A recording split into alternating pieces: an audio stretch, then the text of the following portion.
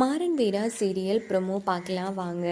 வீடியோக்குள்ளே போகிறதுக்கு முன்னாடி யாரெல்லாம் நம்ம சேனலை சப்ஸ்கிரைப் பண்ணலையோ மறக்காமல் சப்ஸ்கிரைப் பண்ணிவிட்டு பக்கத்தில் இருக்கிற பெல் ஐக்கனையும் கிளிக் பண்ணிடுங்க. வீடியோ பிடிச்சிருந்தா வீடியோக்கு ஒரு லைக் போட்டுட்டு பாருங்கள். இங்கே பார்த்தோன்னா நம்ம கண்மணி வீரா மாறன் 3 பேருமே லாரியில் தான் அப்புறம் தான் இருக்காங்க அப்படின்னு காப்பாற்ற வராங்க.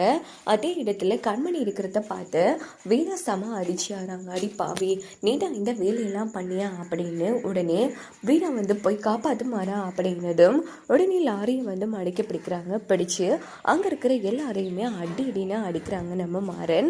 ஸோ ஒரு வழியாக எப்படியோ பிருந்தாவை காப்பாற்றிடுறாங்க.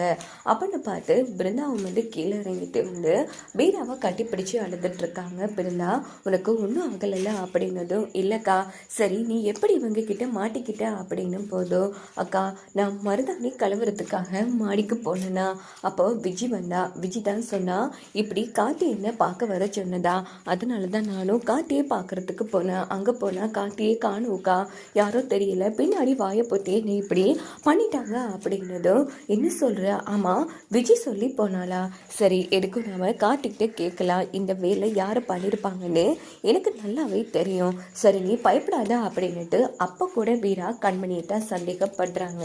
இந்த பக்கம் கண்மணி யோசிக்கிறாங்க. அப்போது நாம் பிருந்தாவை தூக்கலான்னு பார்த்தா நம்மளோட ஆட்கள் விஜயை தூக்கியிருக்காங்க. அப்போ பிருந்தாவை தூக்குனது நம்ம ஆட்கள் கிடையாது. அப்போ யாராக இருக்கும்? கண்டிப்பாக இந்த விஜய் எதுவும் பண்ணியிருப்பாளா, ஒன்றும் புரியலையே அப்படின்னு கண்மணி யோசிக்கிறாங்க. ஸோ இந்த பக்கம் பார்த்தோன்னா கண்மணி நேராக அவங்களோட ஆட்களுக்கு ஃபோன் போட்டு யாரை எப்படி தூக்கணுங்கிற ஒரு விவஸ்தையே கிடையாது, அவளை முதல் வெளியில் விடுங்க அப்படின்னதும் உடனே அவங்களும் விஜயை விட்டுடுறாங்க. அப்போது விஜய் கண்மணிக்கிட்ட பேசுகிறாங்க. என்னாச்சு கண்மணியக்கா, இந்த கல்யாணத்தில் உங்களுக்கு இஷ்டம் இல்லையா? இப்படி நீங்கள் பிருந்தாவை தூக்குன விஷயத்த நான் போய் வள்ளிச்சித்துக்கிட்ட சொன்னால் என்ன ஆகும் தெரியுமா அப்படின்னது. ஏய், என்ன பேசிட்டு இருக்க நீ அப்படின்னு கண்மணி சத்தம் போடுறாங்க. பின்ன என்னக்கா, சொந்த தங்கச்சியை தூக்குறீங்கன்னா நீங்கள் எவ்வளோ பெரிய கில்லாடியாக இருப்பீங்க.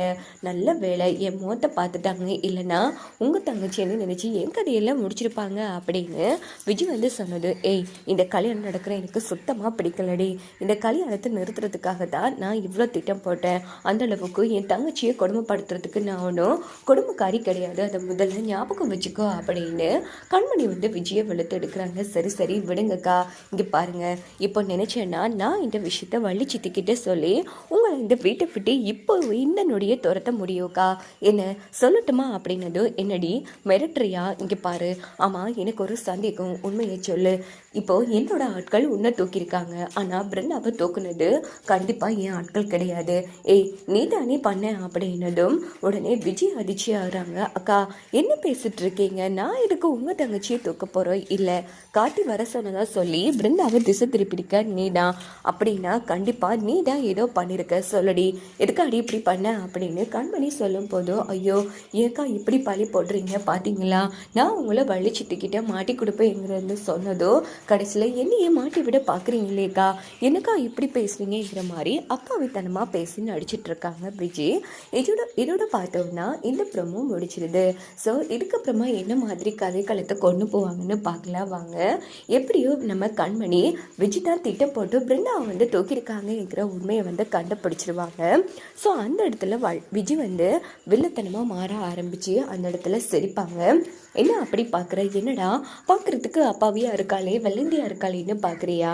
ஆமாம், ஒரு தங்கச்சியை நான் தான் தூக்குனேன் அப்படின்னதும் கண்மணியை ஆடி போவாங்க. ஏய், எவ்வளோ தைரியம் இருந்தால் என் தங்கச்சியை தூக்க பார்த்துருப்பேன், ஏன் சொந்த தங்கச்சியை நீ தூக்க எடுத்திருப்போ, நான் தூக்கக்கூடாதா? என இந்த கல்யாணம் நடக்கிறது எனக்கும் பிடிக்கல, கார்த்தியை கல்யாணம் பண்ணுறது நானாக தான் இருக்கணும், நான் தான் இந்த வீட்டுக்கு மருமகளாக வரணும், அதுக்காக தான் நான் பிருந்தாவை தூக்குனேன் அப்படின்னு விஜய் சொல்லும்போது, ஓஹோ அப்படி ஒரு ஆசை இருக்கா உனக்கு? சரி, இப்போது நம்ம டீலிங் பேசலாம். இப்போ உனக்கும் வேணாம் எனக்கு வேணாம், எனக்கு எப்படியோ இந்த கல்யாணம் நடக்கக்கூடாது, நம்ம 2 பேரும் திட்டம் வேறு வேறையாக இருந்தாலும் நோக்கம் ஒன்று தானே, அதனால் இந்த கல்யாணம் நடக்கக்கூடாது, நீ கார்த்தியை கல்யாணம் பண்ணிக்கலாம், நீ எனக்கு ஹெல்ப் பண்ணினா கண்டிப்பாக கார்த்திக்கு நான் உன்னை கல்யாணம் பண்ணிக்கிறேன், அதே மாதிரி என் தங்கச்சிக்கும் அவனுக்கும் கல்யாணம் நடக்கக்கூடாது அப்படின்னதோ, அப்படின்னா சரி கண்மணியக்கா, கண்டிப்பாக வள்ளிச்சித்திக்கிட்ட நான் உங்களை பற்றி எதுவும் சொல்ல மாட்டேன், அதே போல் நான் ஆசைப்பட்ட மாதிரி மாதிரி காட்டியே நீங்கள் எனக்கு கல்யாணம் பண்ணி வைக்கணும் அப்படின்னு விஜய் வந்து கண்மணி கூட கை கோர்க்கறதுக்கும் வாய்ப்பு இருக்குது.